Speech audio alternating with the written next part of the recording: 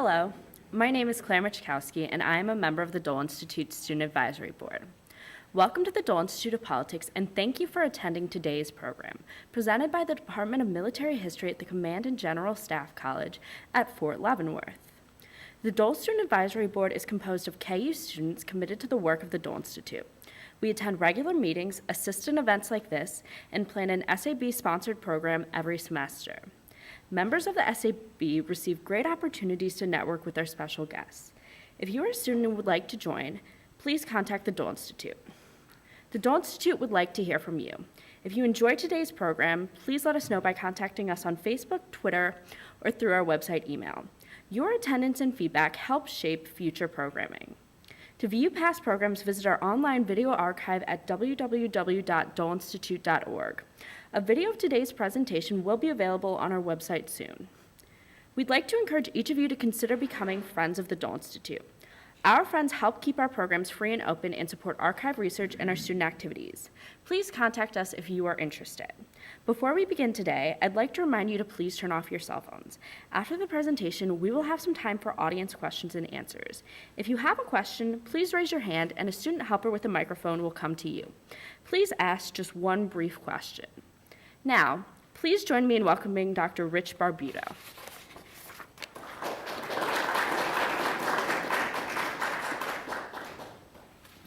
Well, thank you all for being here today. Dr. Louis DeMarco was born in Germany and received his Bachelor of Science degree from West Point. During his 24-year military career as an armor officer, DeMarco trained extensively as a tank commander and achieved some notable success. He tells me, and I admire this, on his last gunnery qualification with the M1A1 tank, he and his crew turned in a perfect day and night qualification score of 1,000 points. And out of the 58 tanks in his battalion to go through the qualification, only 3 tanks achieved that perfect distinction. So that's really commendable. Dr. DeMarco lived in Germany over 10 years. He worked extensively with the German Army Panzer Forces and was selected to attend the German General Staff College. He retired as lieutenant colonel in 2005. Dr. DeMarco subsequently earned his PhD from Kansas State University. He is the author of 2 books, War Horse, A History of the Military Horse and Rider, and Concrete Hell, Modern Urban Operations from Stalingrad to Iraq. Dr. DeMarco and his spouse live just north of Lawrence in eastern Kansas on a 60-acre horse farm where there are no tanks, but lots of horses and a John Deere tractor that is almost like a tank. Ladies and gentlemen, Lou DeMarco.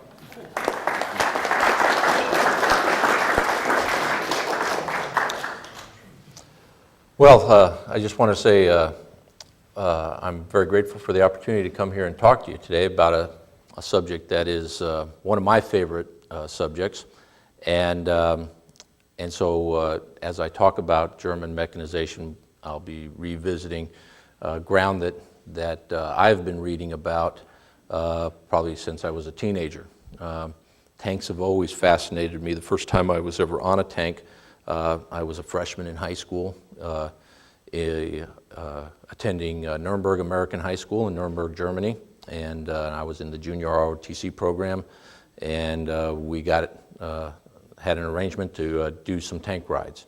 And so we spent the day just sitting on top and riding around in a circle.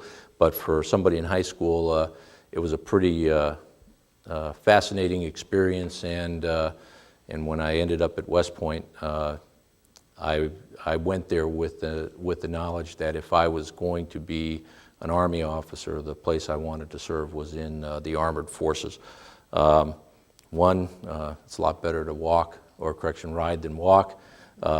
And there's always some place to get in out of the rain when you're a tank crewman. They're not warm necessarily, but they are out of the rain. And so talking about German armored forces is a subject near and dear to my heart. I think as we talk through this, and let me advance the slides here a little bit. As we talk through this, I'm going to talk to, the title of the talk is Panzers from Nothing. And what I'm going to describe is how the German armor forces go from literally having no tanks to 6 years later having probably the greatest mobile armored force that the world has ever seen. Maybe not great, certainly not great in terms of its technology, maybe not great in terms of its numbers, but in terms of its effect on the battlefield. The German armored forces in 1939 and then again in 1940, and arguably to a certain extent in 1941 as they successfully invade Poland and then France, and then without great success, Russia. Those armored forces probably have an effect on military history and history in general equal to any of the great armies in history, certainly equal to Napoleon's grenadiers, to Caesar's legions, to Genghis Khan's mounted warriors. The German armored forces are in that league. What's fascinating is that in 1933, 6 years before that happens, there's no tanks in the German army. And in 1939, there's an armored force that can literally change world history. And so I'm going to talk a little bit about how that happens, and that's kind of where we're going to go. Talk about what the German army looks like briefly in 1919 when the story begins, right after World War I, and then preparing the Panzer Force with no tanks between 1919 and 1934, and then building the Panzer Force once Hitler takes control politically of Germany and releases the German army from the constraints of the Versailles Treaty. The German army begins embarking on physically building the force that it will employ on the battlefields of World War II. And then finally, I'll talk to you a little bit about some things that are popular perceptions about German panzer forces, both how they were developed and how they were employed in World War II that are not exactly true. And so I hope you find it interesting. Maybe might be a few bits of information that you don't know that are new or intriguing, and I thank you for your attention in advance. So, 1919 World War I is over, and the Allies impose the Versailles Treaty on the German government. And the Versailles Treaty has very specific dictates regarding German military forces, and you see some of them right here. All of these dictates are specifically designed to eliminate Germany as a threat to greater Europe. And they're going to do that by limiting the military capability of Germany. And what the Allies do as they develop this treaty is they look at what makes the German military strong. And so as they define that in terms of the recent World War I experience, then they go down that list and they just prohibit those items. And so the first thing that they do is they say, well, you got this giant German army. That's a threat to all of Europe and has been for decades. So let's just get rid of it. And the Versailles Treaty very specifically says 100,000 troops. That's it. This is from several million men under arms during the war. The Germans are restricted to 1,000 or 100,000 soldiers after the war. Even more restrictive in some respects is only 4,000 of those can be officers. And so the leadership is going to be very thin. And this is juxtaposed against the French army right across the border, which during the interwar period, 1919 to 1939, never falls below an active duty strength of over 600,000. So the German army is 1/6 the size of their what they perceive as their primary enemy, the French. And that's done intentionally by the Allies to eliminate them as a threat to France and to their other neighbors in Europe. No general staff. one of the keys to German military success throughout the 19th century and to the beginning, to the successes that they achieve in World War I, such as they are, is what is known as the brains of the Army, and that is the German General Staff Corps, and it's a corps of select German officers who are the elite of the German officer corps, specially educated, specially trained to be the brains of the German Army. They go through a rigorous selection process. Only about less than 10% of the general officer pool qualifies to attend the German General Staff School. They go through a 2-year staff school where the failure rate hovers around 50 to 70%, or correction, 30 to 50%.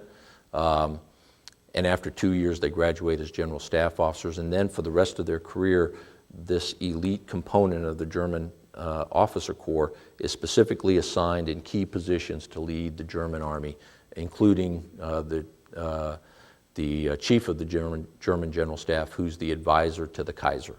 Well, to get rid of that brain, the Allies after World War I just say, no general staff. No school, no special education, no special tests, no special assignments for officers. That whole system is illegal, and so they're gone.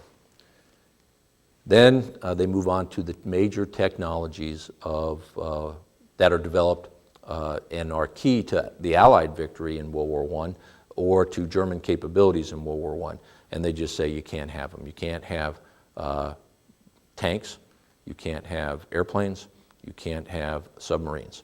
And so what they effectively do is they take 3 of the key components of German military capability: the size of the Army, the brains of the Army, and the Army's key technological capabilities, and they prohibit them they prohibited the Germans from having them. And the idea is this ensures particularly the security of France, but also the security of greater Europe, and it will keep the German Army from developing not only its size, but also its internal, the quality of the Army, in order to, and therefore, if not quantity, even the quality of the Army will be affected, and it won't be a threat in the future. And so the Allies are pretty confident that as they come out of the Versailles Treaty, they've taken significant steps to preclude a German threat anytime in the next 10, 20, 30 years. As long as the Versailles Treaty is in effect, it's going to be hard for Germany to pose a threat to anybody. And at the same time, especially the French do not stop maintaining their own army, maintaining their own defenses. The French pour a lot of money in the years 1919 to 1939 into their military capability without let up after World War I. And so you have a German army that is basically significantly diminished, prohibited from advancing. It's hard to develop new capabilities, understand new technologies when you can't have schools and you can't have the technology to work with. And that's where the German army sits in 1919 at the end of World War I. It looks like they're pretty boxed in. Nobody thinks well, I would say, nobody thinks that they're going to be able to develop the type of force that ultimately fights in World War II. But the reason the restrictions are so tough on the Germans is because the Germans have a history of surprising people, particularly the French. And so the reason these terms are so draconian is because the French have a phobia about Germany. It's the Prussian corps that sealed the victory at Waterloo in 1814. It's the Germans who unify the Prussians who unify the German states. It's the Germans who defeat France in the Franco-Prussian War of 1870. And so and it's the Germans who fight World War I, although they end up losing the war. All of World War I on the Western Front is fought in France. And France, the French economy, is by far the largest bill payer on the Allied side for the cost of the war, and one of the major reasons is because initial German successes placed the war on the Western Front inside of the French borders. Germany itself remains untouched by the actual fighting part of World War I, although the economic blockade by the Allies and the drain on the German economy in terms of men and resources have an effect on the home front in Germany. There's no actual fighting in Germany during World War I. So this is where the German army sits in 1919. Because they're limited in the resources that they have available by the treaty, they focus on these three areas to, if not develop their force physically, prepare their force for future war. And they do it through leadership, they do it through doctrine, and they do it through a deliberate policy of enhancing the thinking of the Army, enhancing the thinking of the Army from the individual soldier through the most senior leaders, and enhancing the ability of the Army to think collectively in innovative and progressive ways. And none of these three focuses of the German Army cost any money. They don't violate the Versailles Treaty. They don't materially increase the capability or the threat of the German Army, but they greatly increase the capability of the German Army to rapidly increase its capabilities once the restrictions of the treaty are removed. And so I'll talk a little bit about each of these three, because this is the focus of the German leadership, but for the first 15 years of peace after World War I, from 1919 to 1934, they don't have any money, they don't have any equipment, they only have a few troops, and so in those conditions, they make the best of what they have, not increasing their ability to go to war, but they increase their capability to expand for war when the country calls upon the Army to do so. So probably the most important of these factors, because they set the tone for the rest of for what the rest of the Army is doing, is the leadership. And the German Army in this time period has an abundance of talented, incredibly intelligent leaders. Two that stand out, one that's well known, one that's not so well known, are Hans von Seck and Hans Guderian.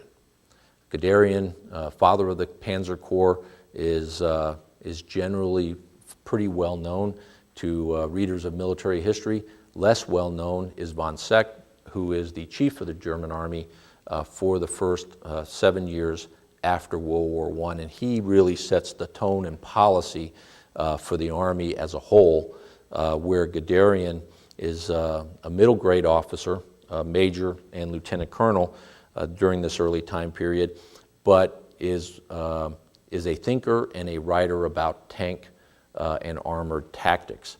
And so von Seck sets the broad policy, and Guderian is the specialist. And between the two of them, they lay the groundwork that when the Nazis come to power and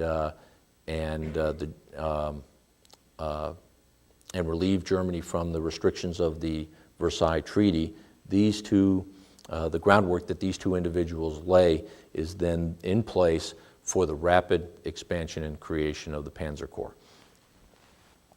Von Seck's contributions have to do with quality of the Army and a focus on mobility.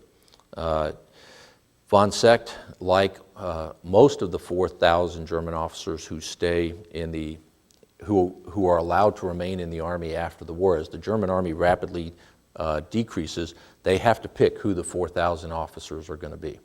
And they have the entire pool of tens of thousands of World War I veterans to pick from. And essentially, there's two criteria. You're either going to be one of the smartest guys that emerged from World War I, or one of the most decorated, one of the most esteemed combat veterans. And so your typical officer who survives the examination of the officer corps after World War I is a guy like Guderian, who is a general staff officer, has already made the academic cut as one of the smartest guys in the German Army, has already attended the specialized general staff officer schools, and has already achieved in those increased areas of responsibility.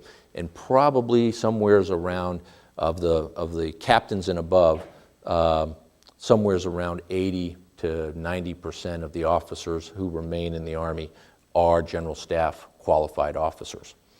The other group are officers who distinguish themselves exceptionally well in combat. And there's not very many of those, and you have to really be an exceptional young officer if you're not already selected as a general staff officer to make that cut. The type of officer who makes that cut, who's not a general staff officer, is an officer like then at the time Captain Erwin Rommel,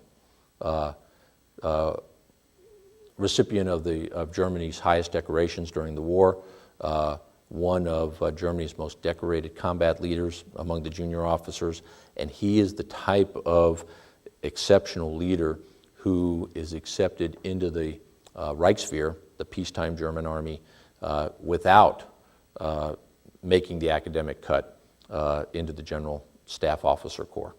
And so that's one of von Secht's contributions. Von Secht is also a very sneaky guy. He understands that the impact of the restrictions of the Versailles Treaty, and so he immediately begins to figure out ways to undermine the treaty. He makes deals with the Russians to send German officers to Russia to study armored tactics in Russia without the Allies knowing that that's what they're doing. He wants to create a pool of pilots for a future Air Force. They're not allowed to have any planes, so he authorizes the creation of flying clubs, civilian flying clubs, where pilots are with potential military experience or who former military officers who are now civilians are trained on gliders. And then and it's all done as a civilian recreational project. And then those guys are employed by Lufthansa, the national airline, and they become civilian pilots, but they're all of that is carefully controlled and coordinated with the Army General Staff so that they know who those guys are, so when they can create an Air Force, the pilots are already there waiting.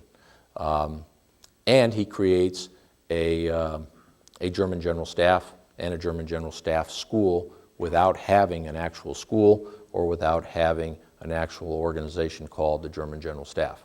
He changes the name at the highest level, calls it basically Army Administration, and then he tasks each of his 10 divisions to carefully select young officers and put them in 1 or 2 years of division schools patterned after the education that the old General Staff College used to give, but dispersed among all the units of the German Army. And everybody's very careful not to call them General Staff officers, but everybody in the German Army, and really in some of the Allied armies who are watching closely, realize that they've essentially recreated a German General Staff system without having the physical buildings and without having the insignia and without having the titles. And so, and the final thing, and maybe the most important thing that von Seeckt contributes to the German Army is he influences the doctrine of the Army. Von Seeckt, most of his experience in World War I is on the Eastern Front, where trench warfare was not as common, where trench warfare didn't dominate. Von Seeckt believes that trench warfare on the Western Front is an aberration, that it could have been avoided if the German Army had fought properly in the first few months of the war, and that a large conscript army, as the Germans had in World War I, was forced to adopt trench warfare because the soldiers and the leaders weren't trained well enough to fight a war of maneuver. And so what he decides to do is to emphasize in the German Army fighting in the open, maneuver, speed, aggressive action, and he believes that that will avoid trench warfare. And he believes with a 100,000-man army, it's a small army, but every man's a volunteer. Every man is carefully selected, so it's an incredibly smart army. And he thinks his smart, small army can fight successfully a battle or a war of maneuver without reverting to the stalemate of trench warfare on the Western Front. And he writes that into German Army policy, and he ensures that in every school, in every training event, in every piece of written doctrine, the emphasis is on maneuver, and it gets to the point where German officers are afraid to dig in training, to dig trenches, because they understand that that is expressly against the wishes of the commanding general of the army. In contrast, so the German army basically takes all that trench warfare stuff of World War I, and right after the war, they just throw it out the window and they say, we're not going to fight that way. And based on their analysis of why trench warfare occurred. In contrast, the French and most of the Allies double down on the World War I experience. The French build the Maginot Line in the interwar years as an example of the sophisticated trench system taken to its ultimate technological level of capability. And it's a mindset that puts the defense as superior to the offense. It's a mindset that says we're going to sit here and you're going to, like World War I, you're going to attack us and we're going to bleed you to death. The French totally embrace the World War I trench warfare experience. They have offensive doctrine, but it's offensive doctrine that presupposes you're starting from a situation of defensive stalemate, trench on trench. Even the American Army pretty much spends the interwar years studying World War I, not with the mindset of doing things different, but with the mindset of doing things better. The French, the British to a lesser extent, the Americans are focused in the years 1919 to 1939 with fighting World War I again, except we're going to do it even better this time. We're going to have better rifles, we're going to have better artillery, better airplanes, everything's going to be better, but it's going to be the same war in its essentials. The Germans, in contrast, decide World War I didn't work out so well, we're not going to do that again. And they go off in a totally different direction, and that's von Seeckt's great influence. Guderian, working at a different level, several layers below von Seeckt, understands the Army guidance to maneuver warfare. And he puts his effort into studying, okay, we're going to do it different. Specifically, how are we going to do it different? In 1927, he becomes the chief or inspector of transportation and motorized forces, which puts him in the middle of what little the Germans can do in terms of adopting new motorization technology. They can't have tanks, but there's no rule against having trucks. And so truck-mounted infantry, the influence of just vehicle transportation on tactics and operations is Guderian's focus, and over a series of assignments between 1927 and 1934, he develops a fairly complete idea of how you would integrate this new motorized technology and other technologies, which I'll come back to in a minute, into the doctrine of maneuver that von Seeckt is pushing in general across the Army. So you have two different trends. At one level, at the high level, you've got this emphasis on maneuver without any details. We just want to not do trenches. And then about 2 layers, 3 layers below that, you have guys like Guderian who are working to figure out how to use motorized technology and some other new technologies to make that happen. The leadership is the key, because the rest of it kind of only happens because the leaders are pushing it. Von Seeckt and Guderian together, but primarily in this respect, von Seeckt pushes doctrine. Doctrine is how the Army fights. Von Seeckt looks at 2 pieces of the previous German experience and picks them out and pushes them down to the Army and says, this is how we're going to do it. One is called Auftragstaktik, and the other is called Stormtrooper tactics. And one is a philosophy about fighting, and the other is the specifics of how you're going to fight. And when you but neither of them have much to do with trenches, okay? And when you put those together, they become the guidance for how the Germans are going to fight the next war. Auftragstaktik, as the slide shows, is von Seeckt's emphasis on intelligence and initiative among his leaders. And when he says leaders, he's talking all the way down to like sergeants in the German army. And it basically says, in every situation, the leader on the ground is in command, regardless of his rank and regardless of the situation. And he has a cycle that he has to go through. The first cycle is first step in the cycle is he has to understand the situation that he's in. And this applies to the senior generals, and it applies to the young sergeants. Understand the situation that you're in. Next, understand what your orders are, what you are supposed to do, accomplish. And Auftrag means, in German, your task or your mission, okay? So understand the situation that you're in, and then understand what mission you have to accomplish in that situation. And then determine how best to do that, okay? Von Seeckt doesn't want German leaders to be told how to do something. They're told, understand the situation, and then accomplish this. But they're never told how to accomplish it. It's the leader's job to figure out how to accomplish it. So that's the first characteristic of Auftragstaktik, is the leader on the ground decides how. He's never told how. The second is related to the first.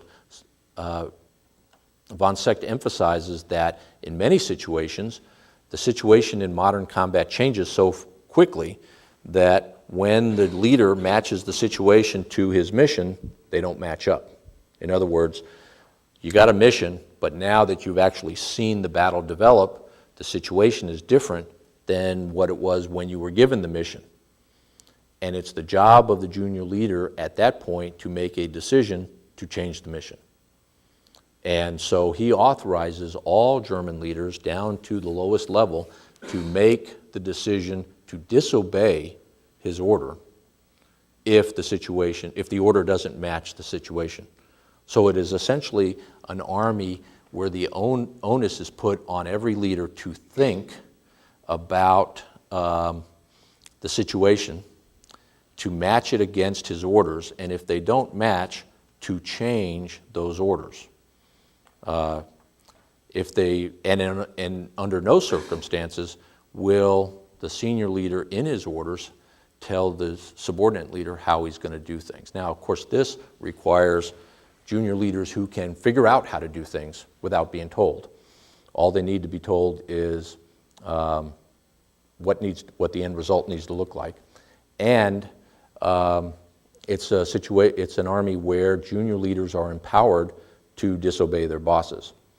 Now, the Germans are very specific. You can't just tell your boss, I'm not doing that. You have to be able to defend that decision. So if a major orders a captain to do something, and the captain then goes out and he thinks the situation has changed, and he decides we're not doing that and does something else,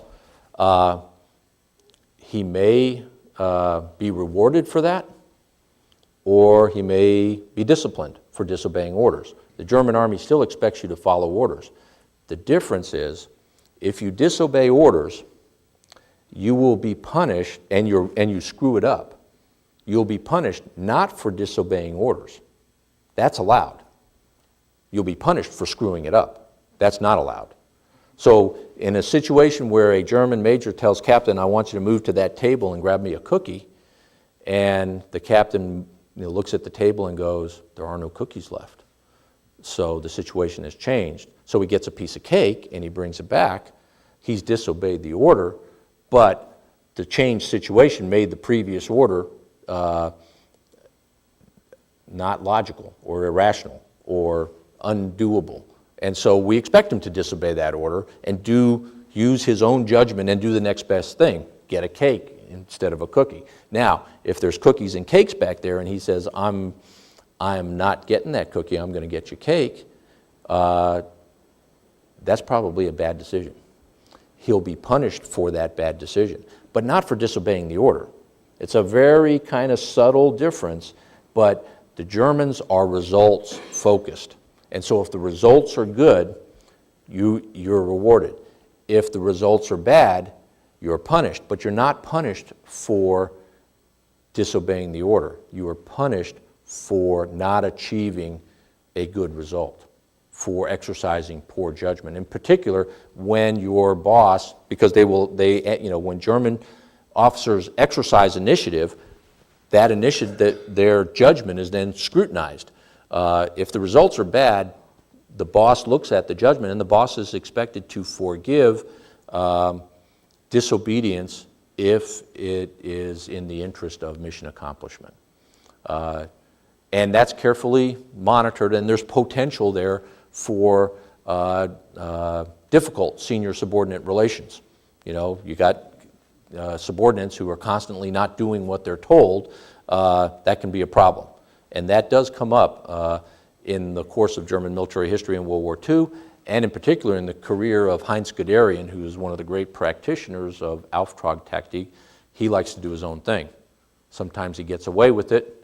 Eventually, in the winter of 1941 in Russia, he's basically fired for disobeying orders when Hitler tells him to hold a defensive line, and he correctly understands that is the wrong military decision, and he withdraws his troops to avoid being cut off by the Russians. Hitler fires him because Hitler's not a real practitioner of Auftragstaktik, and is not very tolerant. But that's the philosophy that von Seck puts into the German army. The other aspect of the doctrine is the way the Germans fought World War I, which is built around this idea of stormtroop tactics. The Allies would attack a position, a series of trenches in a long, broad line of attacking troops, essentially a straight frontal assault. By 1918, the Germans had realized that doesn't work, and they developed a series of tactical techniques called stormtroop tactics, where they would pick a spot and they would focus their troops on one particular point, and then they would attack it with a series of small units. And each small unit had the task of penetrating through the main line. The idea was not to capture or to defeat the main line. The idea was to penetrate the main line And the way you would achieve penetration is with small groups of stormtroopers. And those troops would then move beyond the main line of resistance, leaving the enemy behind them, and find vulnerable targets like artillery, like logistics points, like headquarters. And those were the key targets that they would attack.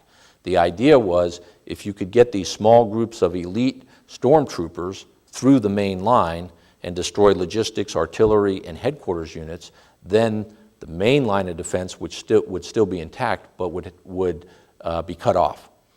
And then later, your regular troops would attack, and the main line would fall easily because they were cut off from their logistics, their headquarters, and their artillery.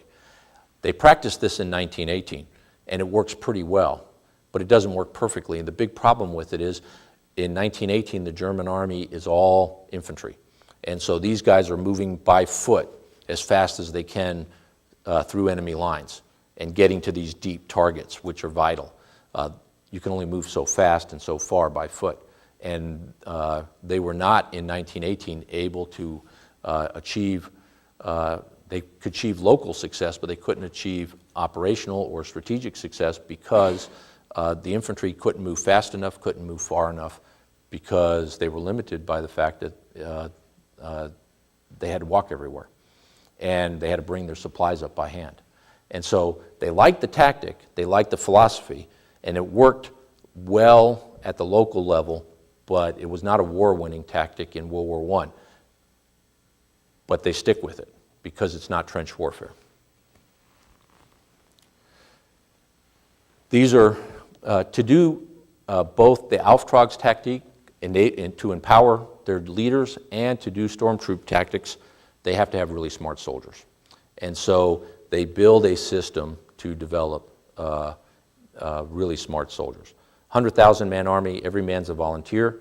Enlisted, enlistments were 12 years. Once you got a soldier in, and you educated him and you trained him, you had him for a long time. So he would get better and better and better. Officers were in for 20. Once you were accepted as a regular German army officer, you're in for 20, unless they didn't want you. But that was, it was not, your choice. Everybody got tested on a regular basis. If you failed the test, you were out. There was a line of people ready to take your place, okay? I talked already about the hidden general staff education for the best of the officer corps. I talked about Auftrags tactiques. Everybody was trained in a position 2 levels higher than their rank. So sergeants were trained to act as captains. Captains were trained to act as colonels. Colonels were trained to act as generals. So that when this small army expanded into a multi-million man army, everybody could move up and would have the capability of taking over new units as they were created. And so it was an army that didn't have any tanks, didn't have any airplanes, didn't have any submarines, but it was an army that trained incredibly hard, but just with, it trained on ideas, it trained on concepts, it trained on thinking. It didn't train on equipment, and maybe unique in military history, because of the circumstances forced on them by the Versailles Treaty, the German army didn't have any choice but to do that. And that may have been the key to their success, and it's certainly a position that probably no other army in history has ever been in, where they didn't have the option of spending lots of their energy and hours on working with high technology equipment. Since they didn't have it, all they could do was focus on the ideas and the concepts related to war rather than the hardware. 1933, 1934, Hitler's rise to power, everything changes. The Germans turn over, or Hitler abrogates the Versailles Treaty, lifts the restrictions on the military, turns to the leadership of the military and says essentially, we're rearming, what do you need? Blank check. And so all of the ideas, all of the concepts that they had been thinking about for 15 years since World War I Now they've been given a blank check to go out among the German people and recruit, to go into German industry and develop, and to create the army that they had visualized for 15 years.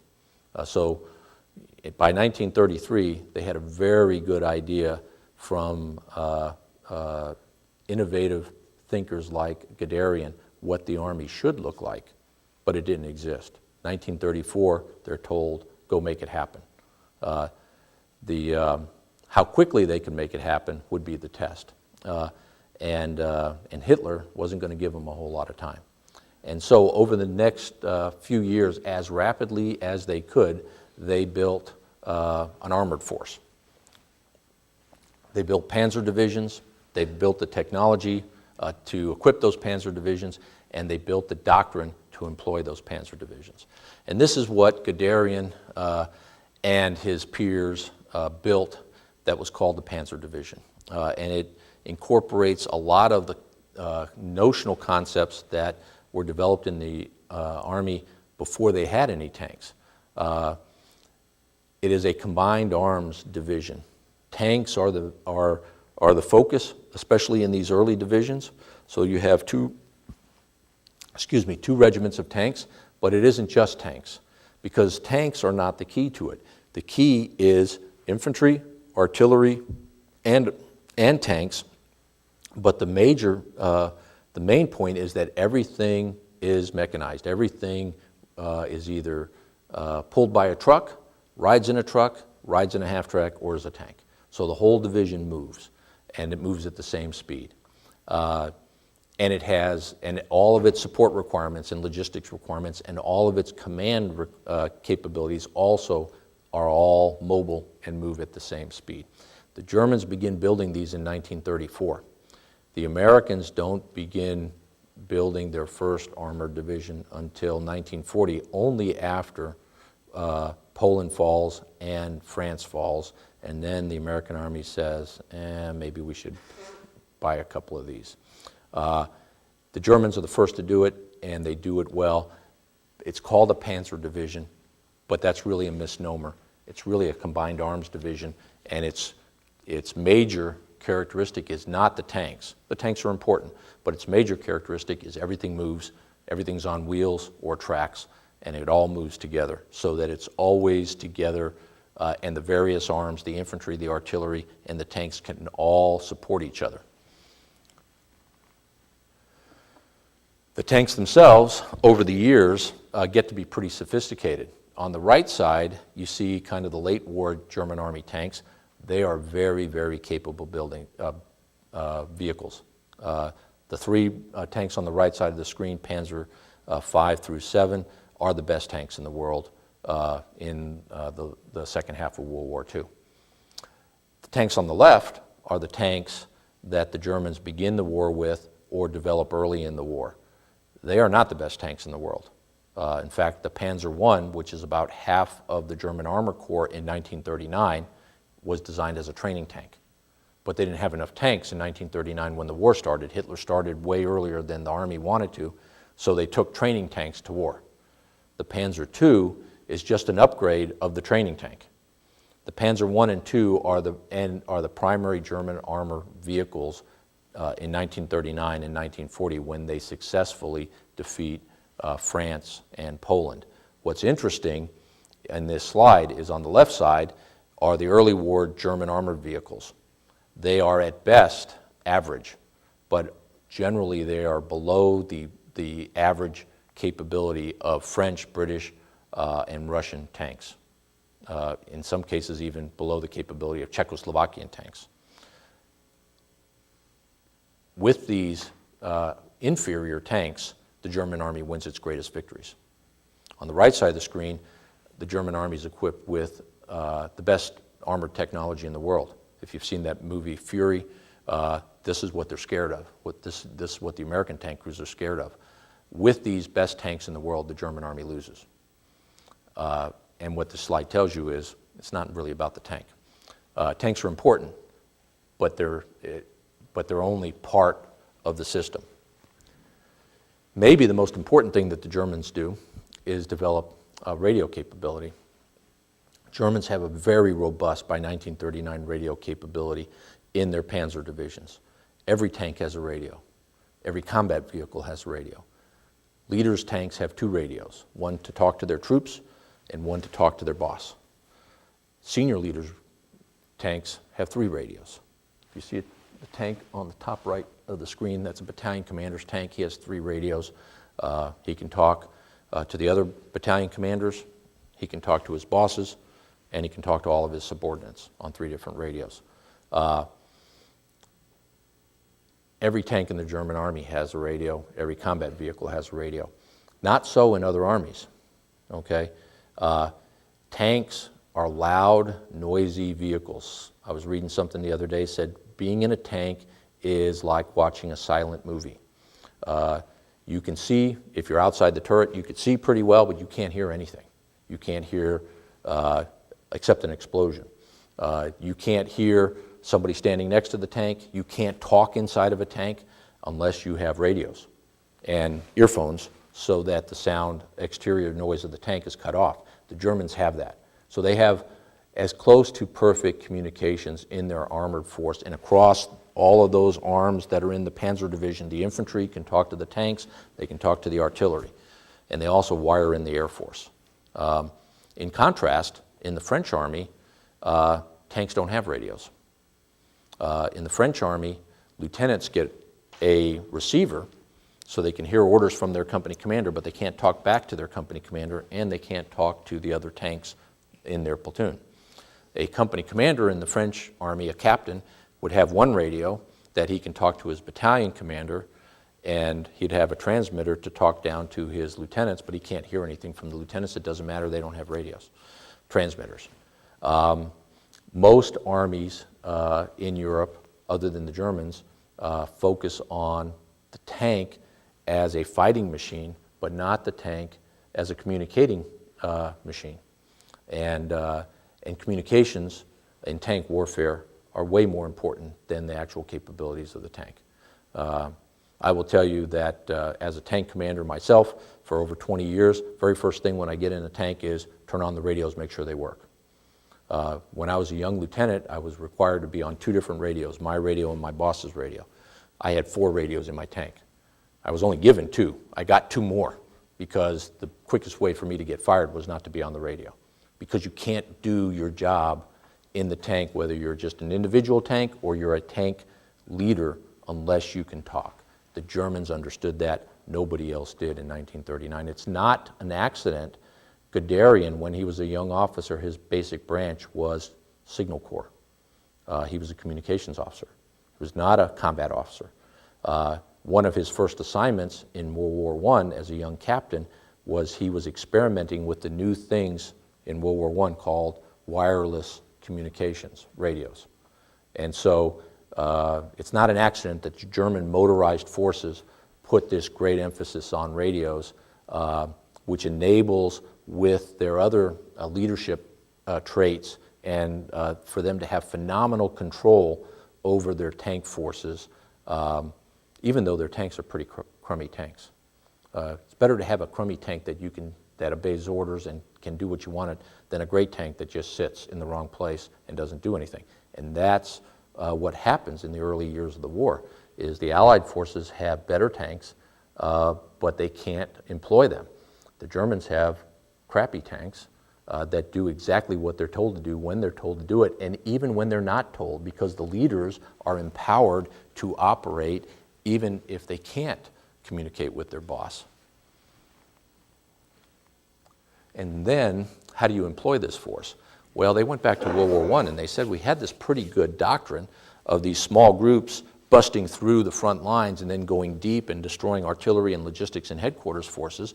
That worked pretty well, except that they were walking and we couldn't talk to them because we didn't have radios. And so we liked that doctrine, but we just couldn't execute it very well because of the technology of the time. So let's take this new technology, the motorized forces and the radios, and combine it with the World War I stormtrooper doctrine. And now, when these guys bust through, they can tell us exactly where they are because they have radios. Now, when they bust through, they're not going to go 10 miles a day, they're going to go 30 miles a day. Now, when they bust through, if they're out of artillery range, they can radio for air support.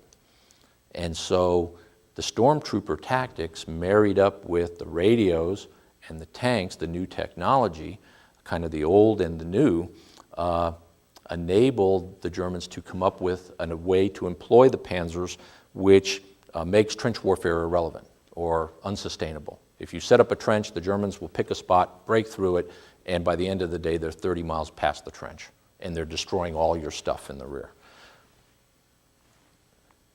And so this is when we talk about German mechanization, the tendency is to focus on the tank, the tendency is to focus on guns and armor, what my tank can do versus what your tank can do, horsepower, size, and that's all interesting and has some importance, but in the grand scheme of things, it's not the most important thing. What the Germans do different than everybody else is they think about what they want, they imagine it for 15 years, and then when they get the money and the resources, they build it. And they build a whole complete system. They build a integration of concepts, technology, so that it works together. The communications, the tanks, the organization of combined arms, the ability to move infantry with the tanks, and the command and control, both in terms of what the radio gives them and also in terms of their philosophy of empowering their leaders. And at the end of the day, they call that blitzkrieg.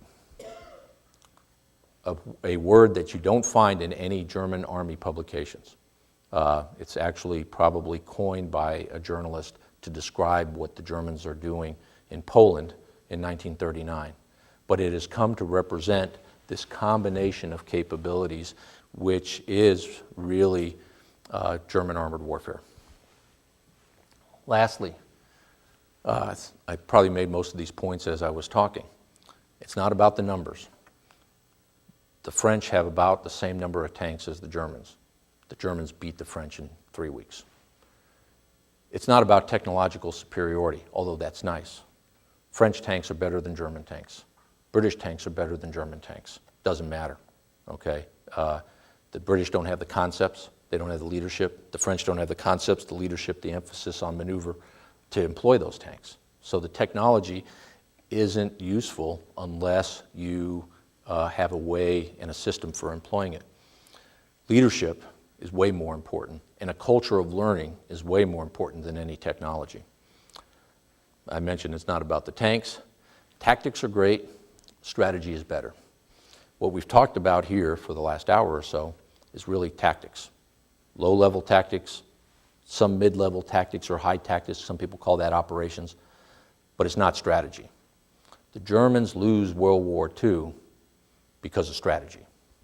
The armor force, the Panzers, have nothing to do with strategy. Strategy is the grand level, how you integrate diplomacy, economics, military power, and information operations to achieve your political aim at the national level. That's strategy. Hitler is the single strategist for Nazi Germany. The Germans lose World War II because of many strategic mistakes, most of them Hitler's, but not all of them. They don't lose World War II because of the Panzer forces. Their successes in World War II, though, arguably can be largely attributed to their tactical and operational excellence, which is a result of what they do between 1919 and 1939. And on that note, if my technology works here, German Panzer forces are the elite of the German army. And to some extent, this represents that. If this works, my little video here. Obstürmt oder steigt und die Sonne uns lacht, der Tag glüht weiß oder eiskalt die Nacht. This is the Panzer Lied, the song of the German armored forces.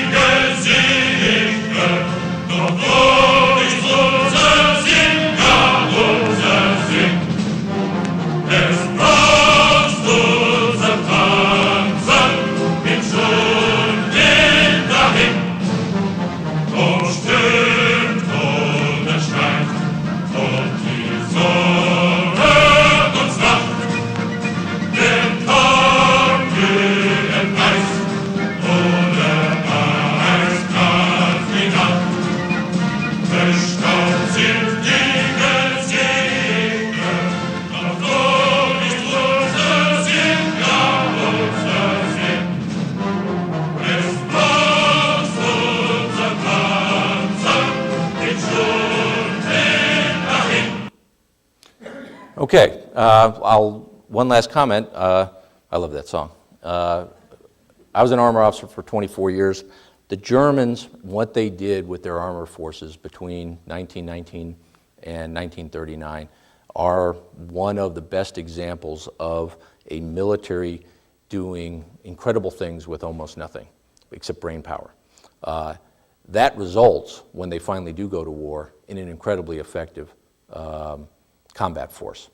For an armor officer like me, they are the example of what you want to be able to do, both technologically, but more important, what you want to be able to do in terms of leading troops in combat, where it's about smart, innovative, aggressive leaders taking very technically capable troops and achieving great things. When I was an armor officer in the 90s, I worked at the armor school at Fort Knox, and every year I would go to Germany, to the German armor school on an exchange program. And probably one of the highlights of my career was I was sitting in the officers club in Munster at the German armor school about midnight or so. They were about to close, and me and two German captains and another American officer, and in comes a German officer candidate class off of the night orienteering course. They'd been out in the field for like 18 hours, and this was their last exercise before graduation in typical German Army fashion. They just made it in before the officers club closed, and they were going to have a beer before they went to bed. So they come busted in the door, and they're over in the corner, about 20 or 30 of them, pretty rowdy, down in their big mosses of beer, and us captains were sitting over in the other corner. And I said, you know, one thing I want to do in my Army career is I want to be in Munster at the German Panzer School, and I want to sing the Panzerlied. So I said to my German buddy, go tell those officers, or officer candidates, if they will sing the Panzerlied with me, I'll buy everybody a beer. So they were like, yeah, we'll do it. Because even in today's German Army, they're all taught the marching songs of World War II, including the Panzerlied. And so they all kept gathered around and said, no, not good enough, I'm buying the beer. Everybody has to stand on the table. So they all stood up on the tables. And then, you know, a cappella, they all start singing. Well, I stopped them after the first line because they weren't stomping their feet. I said, you've got to be in Munster, you got to be at the German Armor School, you got to stand on the table with a beer in your hand and stomp your feet and sing the Panzerlied. And then they did it, and they did it right. And that was probably the highlight of my armor career. And so with that, I will tell you, thank you for your attention. I know it was a little slow there at some points because it's, you know, the hard lifting of successful combat is often not in combat. It's kind of the intellectual work that happens beforehand. And that is certainly the case with the German forces. So I thank you for your attention. And at this point, I'll entertain whatever questions or comments you have. Sir. In a previous Fort Leavenworth presentation here, I think about the Battle of Moscow, I thought that I recalled seeing pictures of horse-drawn artillery. Mm-hmm. Were those with not Panzer divisions, but other No, if you look at divisions? I'll just use my slides here since I've got the computer capability to back up a few slides. Down in the corner of this slide here, you'll see the growth of the Panzer forces. 1934, 0, okay? 1939, when they invade Poland, 7 Panzer divisions. A year later, 10 Panzer divisions. A year later, when they go into Russia, I think we're up to 21 Panzer divisions. And then by the end of the war, 34 Panzer divisions. That sounds like a lot. The American Army, by the end of World War II, we had 15 tank divisions, okay? They have 34. Now, their divisions, as Germany gets attrited, they're getting smaller and smaller as time goes on. But the real understanding of these statistics has to be juxtaposed against 34 Panzer divisions, over 600 divisions in the German Army by 1945. And so even at the height when in 1939, 1940, when the Germans are doing fantastic things with their panzer forces, the panzer forces, the mobile troops, including not just the tank divisions, but the mechanized infantry and motorized infantry, make up 10 to 15% of the total German force. Everybody else is unmotorized for the entire war.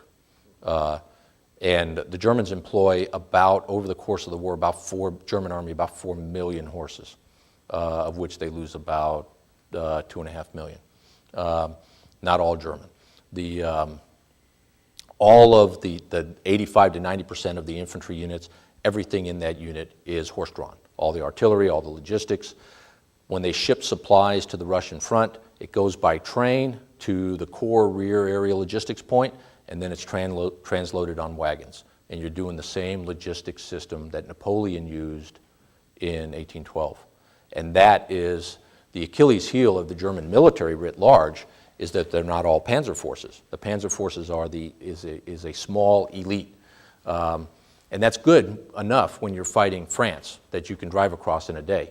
But when you're fighting across 6,000 miles of the Soviet Union, you can't, the quality of the entire army is relevant, not just the quality of your elite forces. But it's a good question. Sir?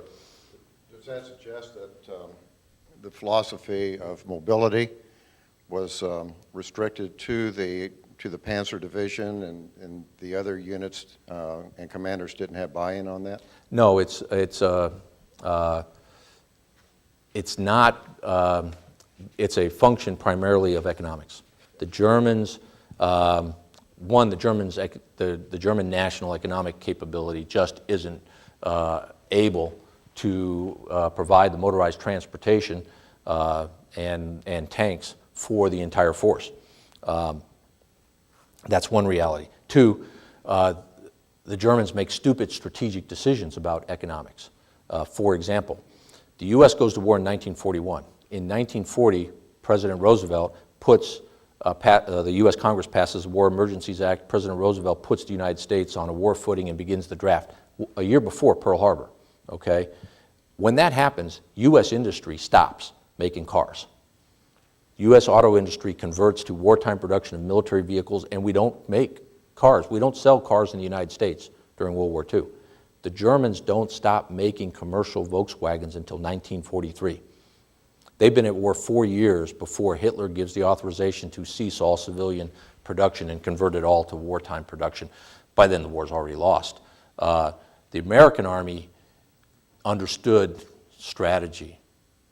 Strategy is about economics, diplomacy, military, and information operations. The German Army understood the military part of strategy, didn't have a clue about the other stuff. And even the military part of strategy, they weren't that good at. The American Army was a mediocre army in World War II at the tactical and operational level. We were a great army at the strategic level. The Germans were great tactically and operationally, and probably not even mediocre strategically. And that's why I had on my myths there, better to be strategic, good at strategy, than good at tactics. Sir? Was Hitler developing the infrastructure at the end, or during the Versailles Treaty, so that when he said, the heck with the Versailles Treaty and now go build tanks? No, Hitler wasn't. The German military leadership were thinking about fighting a war as a national army, as a great power, not as this little professional army that they were forced to have. So they were mentally ready to make the shift. But Hitler had nothing to do with anything until he comes into office 1933, 1940. So he's a non-player. He reaps the benefits of I say machine, but they really didn't have any machines. What they had was a philosophy and a culture of professional excellence. And he is, he's a dictator, psychopath, and he's given this phenomenal tool, and then he does bad things with it. But he has nothing to do with making the tool. He's just a lucky guy. Sir?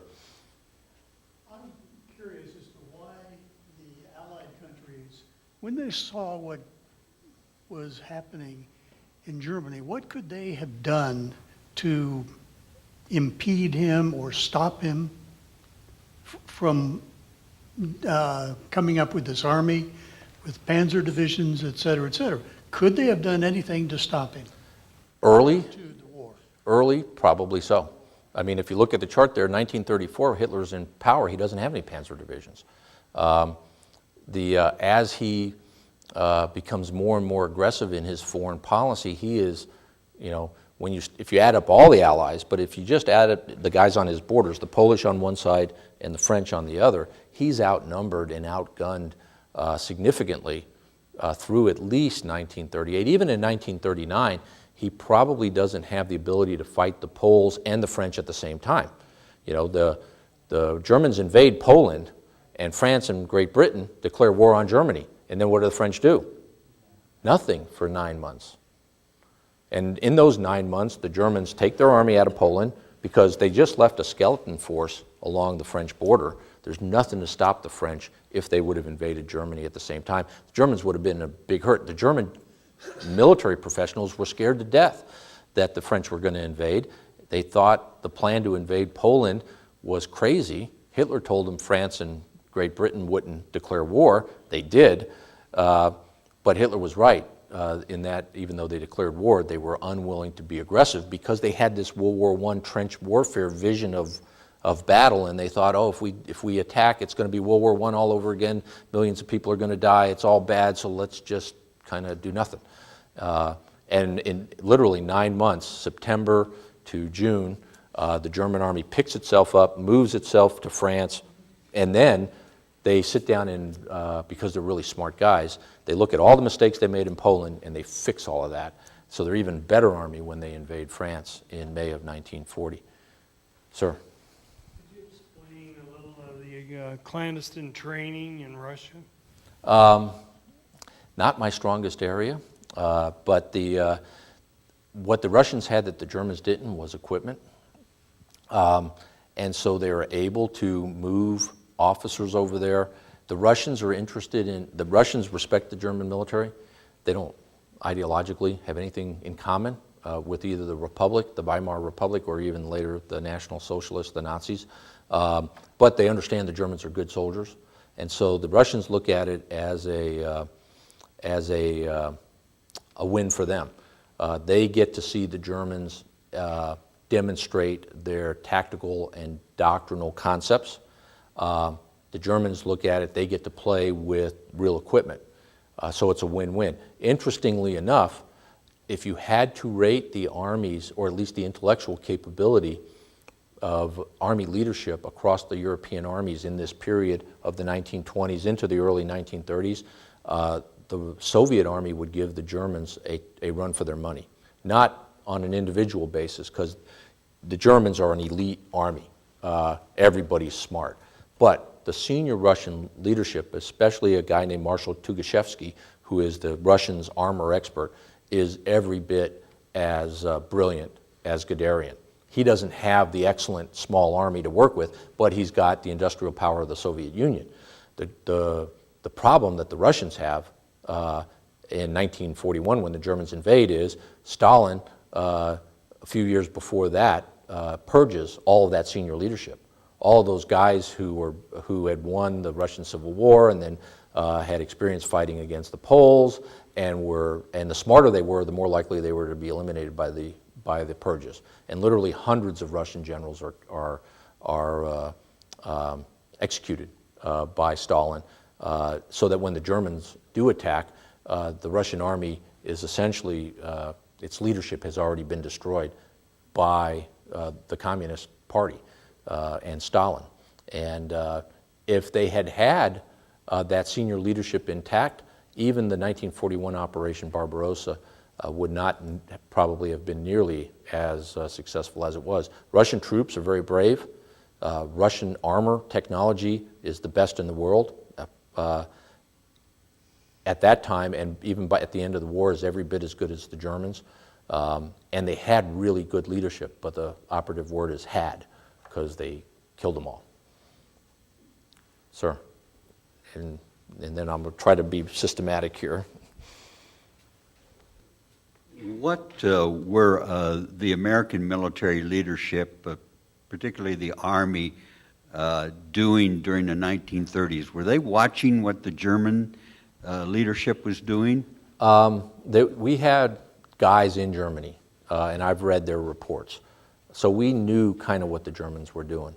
But our Army was not that innovative. We were particularly strapped for money. We were a tiny, tiny Army.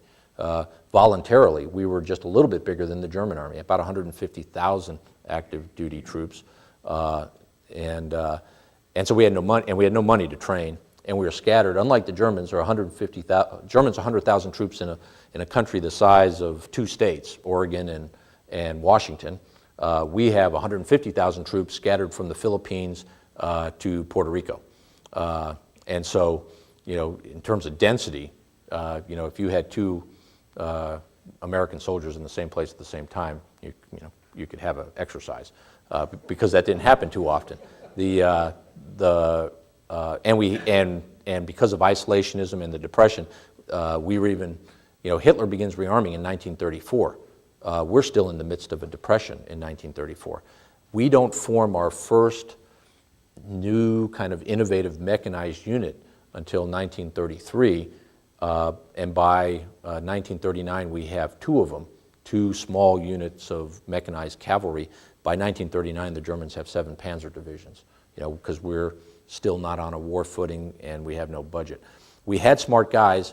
We were looking closely at what the Germans were doing, but in relative terms, we are a much smaller and less well-funded army than the Germans, even when they're under the Versailles Treaty, because unlike the Germans, we have responsibilities in the Panama Canal, in Hawaii, in the Philippines, and when you disperse the army like that, it's very difficult to do any training. And then we had and then those missions all required everything in our budget. So there's no money left over to do any training, even if you could get units together. No training happens, serious training happens in the American Army till really 1940, after we kind of see the war clouds sort of happening in Europe, and FDR says, okay, we're going to start giving you some money. And then we did have some guys who were pretty reticent, like the French, and to a lesser and to some extent differently than the British, but with the same result. A lot of our senior leadership wanted to fight World War I over again. And in many ways, much of our Army does in World War II. We don't build a Panzer Army. Our armored divisions are as close as we get, but like I said, we had like 15 of those out of 69 divisions. Sir, and then I promise this side of the room, and I know I'm running out of time too here. Okay, in September of '39, when the war broke out, what were the comparative strengths of Germany and the French and the British in terms of airplanes and tanks and soldiers? Off the top of my head, I don't know exactly the numbers. I do know that the French, probably about the size of the German army, and they remained comparable. They remained comparable right through 1940. The difference is in organization. The French don't have armored divisions at all. All of their tanks, they have about the same number of tanks as the Germans, but they're spread out throughout the French force. When you throw in, and the BEF, of course, doesn't count in the strength. The BEF is a fairly small organization, and compared to the German and French armies, but and not very professional at that point in terms of armored doctrine. The British, who had invented the tank, don't put any emphasis on armored warfare, or very little emphasis on armored warfare in the in-between time. And both the French and the British, their view of the tank is not as this combined armed strike force like I showed you the Germans had. Their idea was you take little groups of tanks and you give them to the infantry, and as the infantry walks slowly towards the enemy, the tank follows behind, giving them covering fire. And they would spread their 2,000 tanks or so out across evenly distributed across all their formations, where the Germans would take their 2,000 tanks and put them in one place at one time to achieve that penetration. And with the Polish army and the French army in 1939, there are actually more allies. The Germans are outnumbered, which is why the Germans are concerned.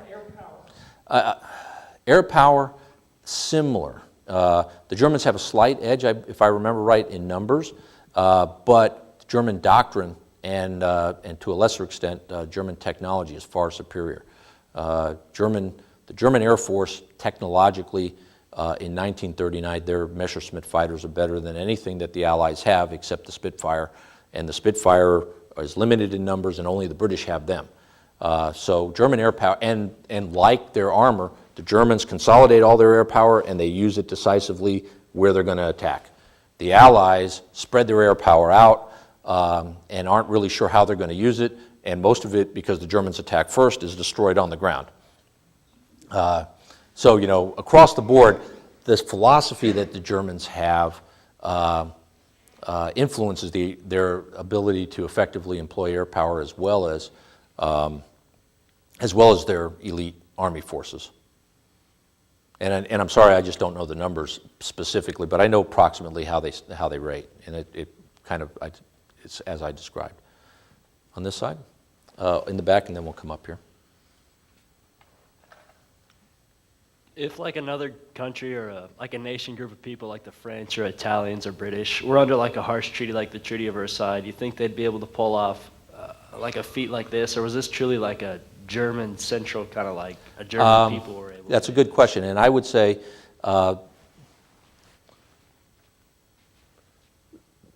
one of the reasons I use this word here is culture.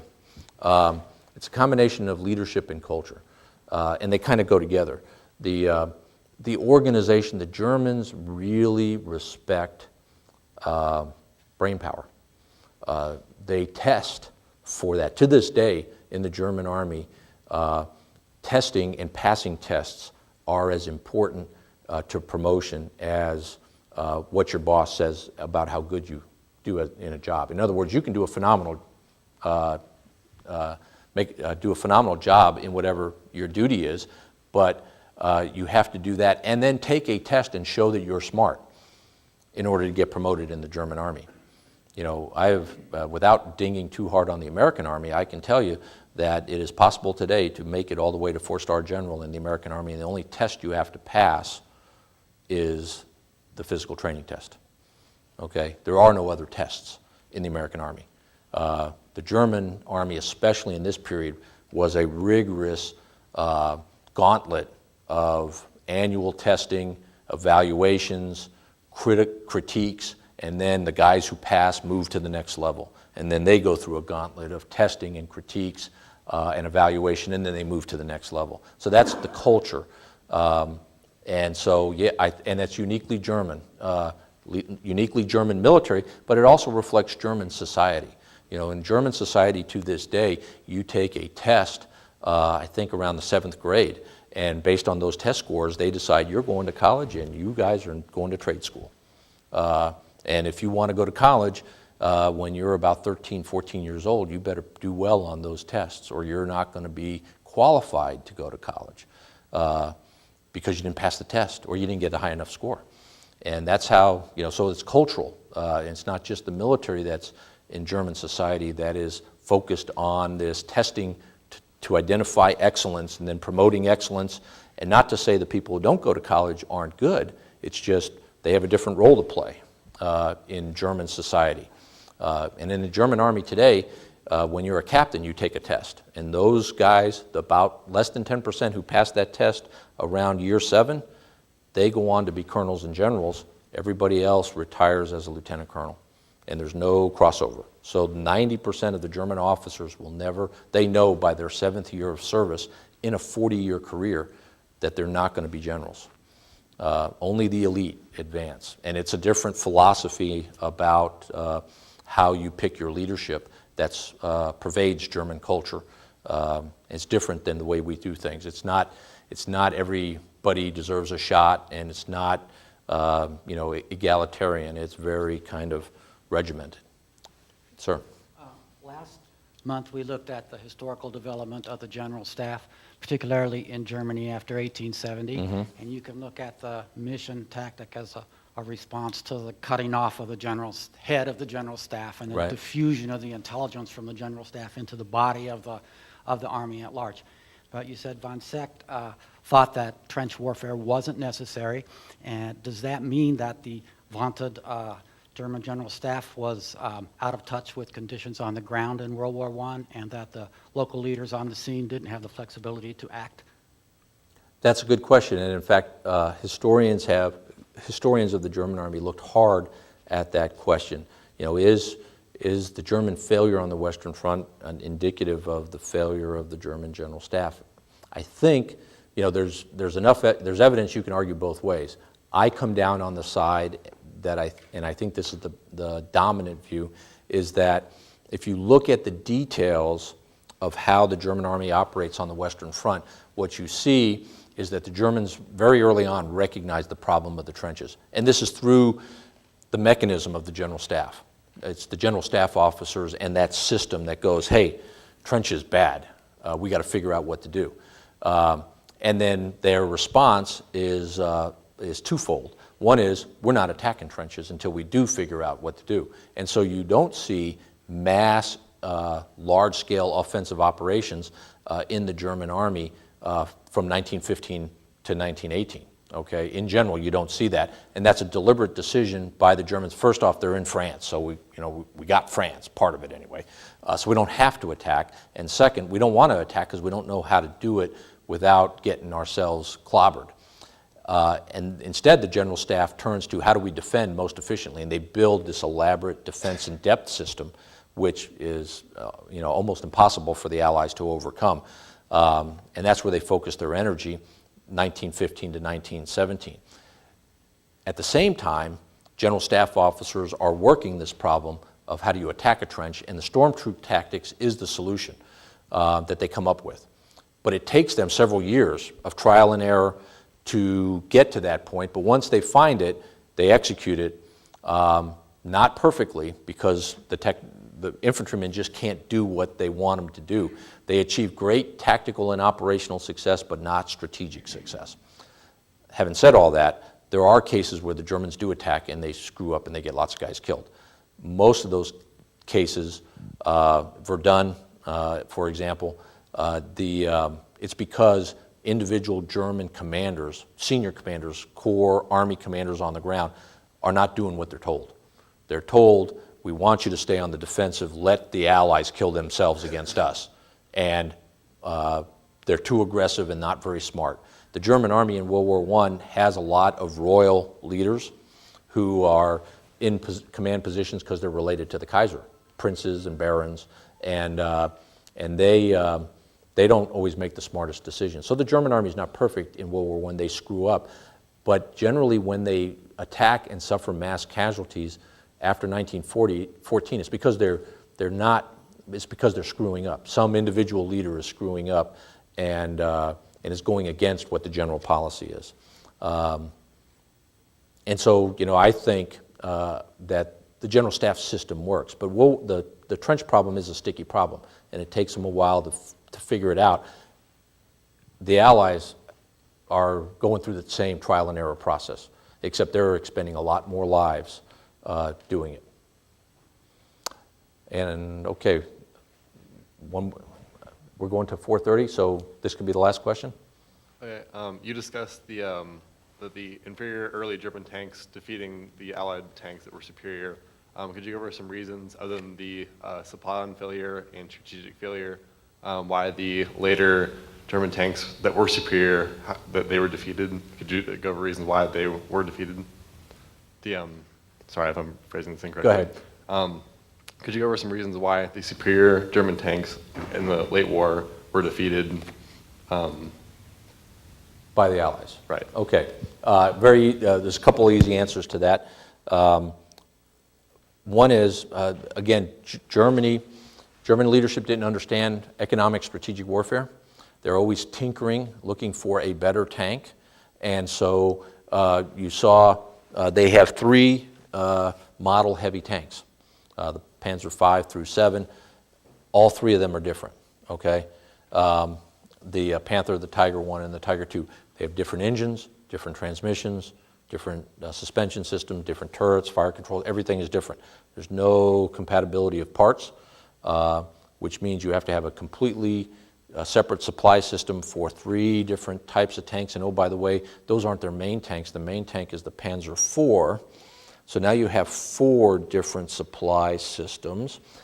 You have to have 4 different types of trained mechanics. You have to have 4 different ammunition systems to provide ammunition. And the Germans tend to, especially with the late war tanks, make them as proficient as possible. Tanks are still cutting edge technology, and because they keep changing designs and keep upgrading, German tanks break down a lot. So a tank unit might have 50 tanks, but would be lucky to have 50% of them operational at any one time just because of routine maintenance failures. American tanks, in contrast, we have 1 general tank.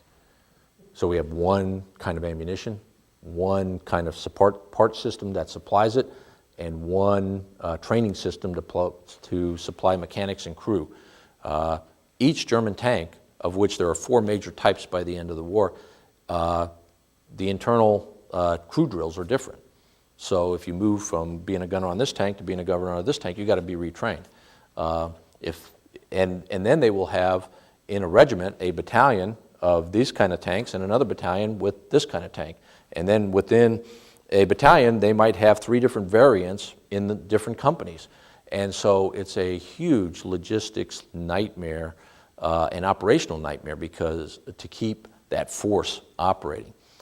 Second, because they don't have the resources the United States do. The Germans build about 20,000 tanks or so during the course of the war. I want to say American tank production is about 20,000 per year. And the Russians make that number look tiny.